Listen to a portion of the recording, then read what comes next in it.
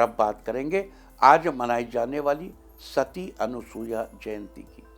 आज सती अनुसूया जयंती मनाई जाएगी। अनुसूया प्रजापति कर्दम और देवाहुति की 9 कन्याओं में से एक तथा अत्रि मुनि की पत्नी थी। सती अनुसूया को साध्वी के रूप में और एक आदर्श नारी के रूप में जाना जाता है। रामचरितमानस में इनके विषय में और रामायण में भी इनके विषय में बताया गया है कि जिसके अनुसार वनवास काल में राम, सीता और लक्ष्मण जब महर्षि अत्रि के आश्रम में गए तब अनुसूया जी ने सीता जी को पातिव्रत धर्म की शिक्षा दी थी। सती अनुसूया जी ने भारतीय सभ्यता का उज्जवल स्वरूप, सती अनुसूया जी अपने आप में भारतीय सभ्यता का एक उज्जवल स्वरूप भी है। आज सती अनुसूया जी की जयंती पर जगह जगह मेले का आयोजन भी किया जाता है। तो ये थी सती अनुसूया की जयंती।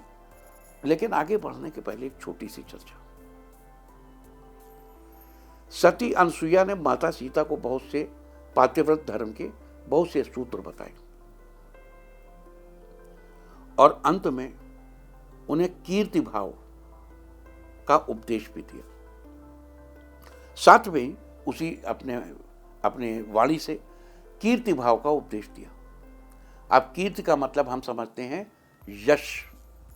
यश सम्मान नहीं।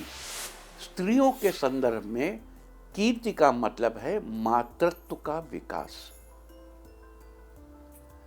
एक स्त्री इतनी मां बन जाए, इतनी मां बन जाए, अब देखो जब मैं कहता हूं इतनी मां और उतनी मां, तो इसके लिए आपको अपने ब्रेन के उस सेक्टर को हिलाना डुलाना पड़ेगा जो आपको ये कभी कभी एहसास दिलाता है कि आपका जन्म प्रभु की कृपा से ऐसी बहुत सी शक्तियों के साथ हुआ है जिन्हें हम ये टाइम, जो ये आपका लंबाई चौड़ाई ऊंचाई है, इन स्पेसेस में नहीं नाप सकते। इसके लिए हमें आगे जाना पड़ेगा। टाइम एंड स्पेस, जो टाइम और स्पेस का जो वो है कॉजेशन, उसमें जाना पड़ेगा, चौथे आयाम में जाना पड़ेगा। और वो हम सबके साथ है, with everybody, with each of us. जब हम कोई अभ्यास करते हैं, जब हम ध्यान करते हैं, मेडिटेशन करते हैं, जैसे मेडिटेशन क्या है? To do something with totality is meditation.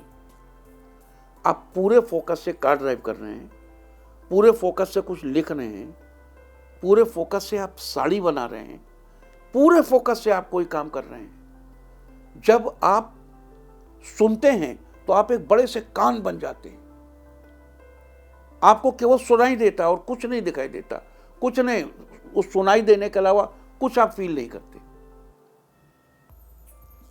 जब आप पूजा में होते हैं, अगर तीर आपके पैर में गड़ा हो और खींच लिया जाए तो सचमुच आप पूजा में थे, क्योंकि तब आप प्रभु में थे, ईश्वर में थे, ध्यान में थे।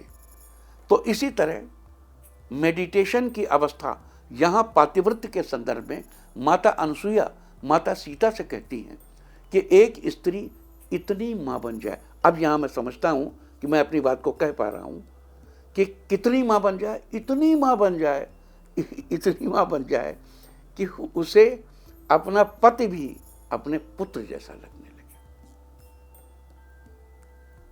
ये अभूतपूर्व,